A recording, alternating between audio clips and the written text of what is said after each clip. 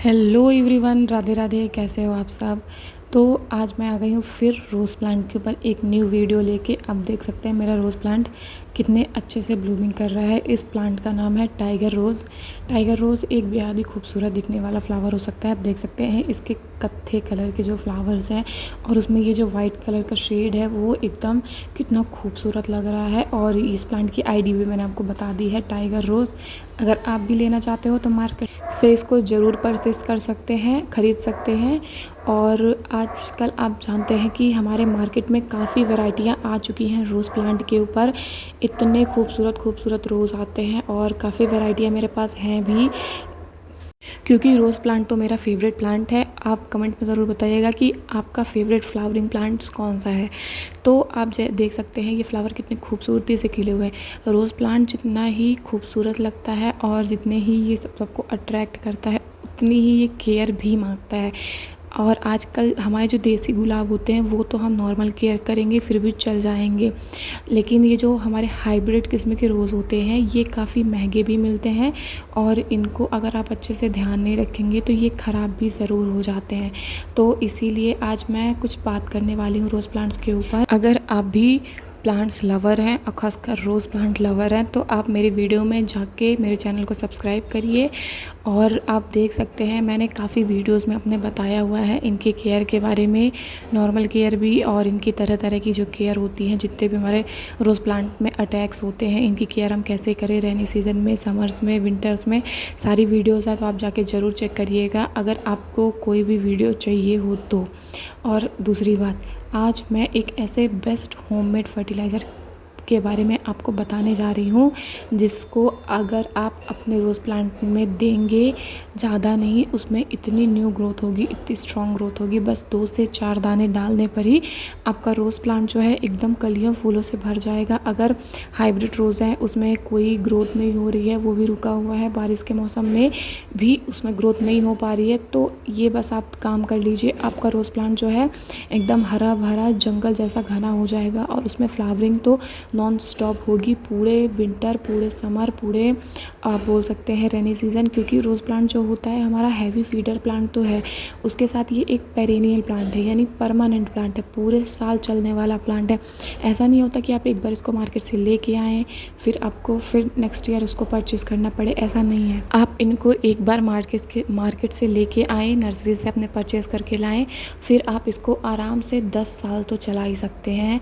Depend करता है इस हर रोज़ प्लांट के एज के ऊपर कि मतलब वो कितने साल चलती है। क्योंकि जो हमारे देसी रोजेज़ होते हैं, मैंने देखा है मेरे घर में ही लगे हुए हैं कम से कम 10-10 साल पुराने जो रोज़ प्लांट हैं, वो जो मिट्टी ग्राउंड में लगे हुए हैं वो अभी भी काफ़ी अच्छे से ग्रोथ करते हैं और फ्लावरिंग भी करते हैं। क्योंकि मैं टाइम टू टाइम उसकी प्रूनिंग और हार्ड प्रूनिंग करती रहती हूँ, ऐसे ही केयर करती हूँ। और नेक्स्ट आपको क्या करना है, गर्मियों के टाइम पे इसमें फ्लावर थोड़े छोटे आते हैं, कलियाँ जल जाती है, ये नॉर्मल चीज़ें हैं, आपको इन पे ज़्यादा ध्यान नहीं देना है। बस ऐसे जो नॉर्मल मैं खाद और फर्टिलाइज़र केयर बताती रहती हूँ, आप उसको करते रहिए। और अब रेनी सीज़न आ रहा है तो अब रोज़ प्लांट एकदम आप बोल सकते हो वाइल्ड ग्रोथ करेगा अगर आपने मेरी बताई हुई रेमेडी यूज़ की तो। आप देख सकते हैं फ्लावर्स आते तो हैं लेकिन जल्दी डेड हो जाते हैं हमारे प्लांट्स के। और हाइब्रिड रोज़ आप लेके आए और जब आप उनकी हार्ड प्रूनिंग करें तो जो स्टेम्स आपको मिलती हैं आप उनकी कटिंग्स ज़रूर लगाते रहें। क्योंकि हमेशा हर चीज़ मार्केट से हम हर बार परचेज़ नहीं कर सकते हैं। तो जो गार्डनर्स होते हैं उनका तो यही मानना होता है और मेरा भी यही मानना होता है कि अगर आप इसका शौक़ रखते हैं तो आपको इनकी कटिंग से प्रोपगेशन करना भी आना चाहिए। अगर आप इनकी कटिंग अच्छे से प्रोपगेट नहीं कर पाएंगे, नहीं लगा पाएंगे, तो फिर आप कितनी बार मार्केट से परचेज़ करेंगे। इसलिए ये जो हमारे नॉर्मल रोज़ होती हैं आप उनको ट्राई करें कटिंग्स लगाने का। और कटिंग्स लगाना एक बहुत ही आसान होता है रोज़ प्लांट्स की। तो चलिए हम बात करते हैं अपने टॉपिक के ऊपर। ये भी मेरा हाइब्रिड रोज़ का प्लांट ही है। आप देख सकते हैं इसमें अभी ज़्यादा महीने नहीं, मुझे 1 साल हुआ है इसको अपने गार्डन में लाए हुए। और जब मैंने लाया था तब ये काफ़ी छोटा सा प्लांट था। अब देख सकते हैं कितना बड़ा हो चुका है और इसमें न्यू ग्रोथ भी स्टार्ट हो गई है क्योंकि रेनी सीज़न आ गया है। मैं इसी तरह अपने रोज़ प्लांट्स की जो है केयर करती रहती हूँ। तो आपको लेना क्या है, आपको DAP लेना है, यानी डाई अमोनियम फास्फेट जिसे बोला जाता है। इसमें भरपूर मात्रा में हमारे प्लांट्स को ग्रोथ कराने के लिए बोल सकते हैं न्यूट्रिएंट्स जो है होता है। और नेक्स्ट जो है हमारा चाय की पत्ती है। चाय की पत्ती आप सूखी भी ले सकते हो और बिना यूज़ किए भी टी ले सकते हो, क्योंकि रोज़ प्लांट को हमारे अम्लीय मिट्टी पसंद होती है, एसिडिक मिट्टी पसंद होती है। तो चाय की पत्ती जो होती है वो हमारी मिट्टी को एसिडिक बनाती है। आप यूज़ टी का भी यूज़ कर सकते हो, यानी जो चाय पत्ती होती है आप उसको चाय बनाने के बाद धो के सुखा के आप यूज़ कर सकते हो, लेकिन उसकी क्वांटिटी आपको 3 रखनी है, मतलब 3/4 रखनी है। कम से कम 3 चम्मच आप अपने प्लांट्स में उसको दे सकते हो। लेकिन जो बिना यूज़ की चाय पत्ती होगी आप उसको 1 चम्मच ही दीजिएगा अपने प्लांट में। तो आज मैं बिना यूज़ की हुई चाय पत्ती यूज़ करूँगी, क्योंकि आप बोल सकते हैं उसमें मात्रा जो होती है न्यूट्रिएंट्स की ज़्यादा होती है। तो हम 1 चम्मच मैंने चाय की पत्ती, 1 बाउल ले लिया, उसमें 1 चम्मच चाय की पत्ती डाल दिया है। और नेक्स्ट इंग्रेडिएंट्स क्या है, वो है हमारा डीएपी। डीएपी को भी हमने ले लिया, आप देख सकते हैं।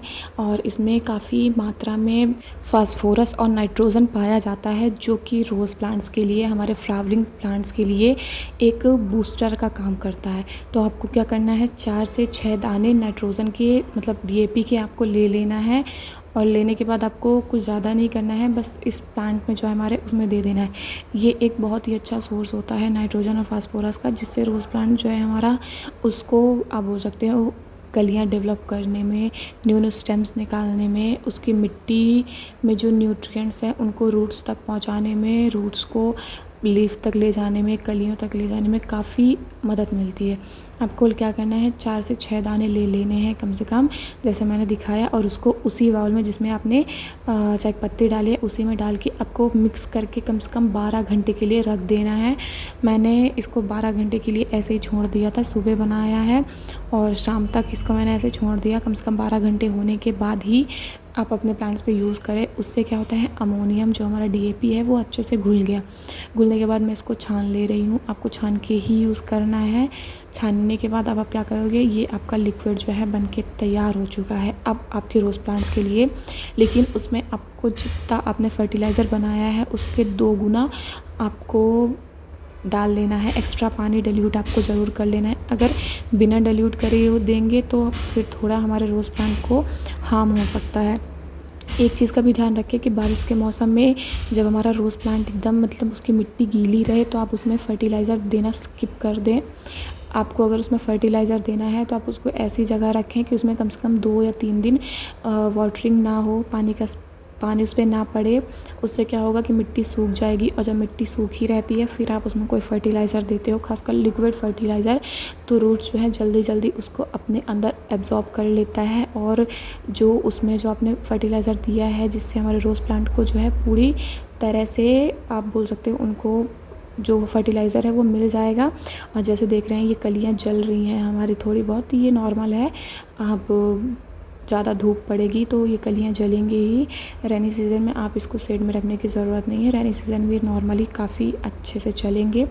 और आप होममेड फर्टिलाइज़र का भी यूज़ कर सकते हो, जैसे कि ऑनियन पील फर्टिलाइज़र, बनाना पील फर्टिलाइज़र, और किचन वेस्ट से जो हमारे खाद बनती है उनका भी आप यूज़ करके अपने रोज़ प्लांट को ग्रोथ में ला सकते हो। ज़रूरी नहीं है कि हम खाद मार्केट से ही ख़रीदें, घर में से, घर के भी ऑर्गेनिक खाद हम अपने रोज़ प्लांट्स को देंगे तो वो ऐसे ही बुशी घने बने रहेंगे। और हाँ, रोज़ प्लांट के खिलने के बाद आप उसकी प्रूनिंग ज़रूर कर दें, जिससे rose plant new new growth निकाले। आज के लिए बस इतना ही, और हम मिलते हैं नेक्स्ट टॉपिक में किसी नेक्स्ट चीज़ के साथ। तो अगर आप न्यू हो तो मेरे चैनल को सब्सक्राइब ज़रूर कर लीजिएगा। Thanks for watching, bye bye.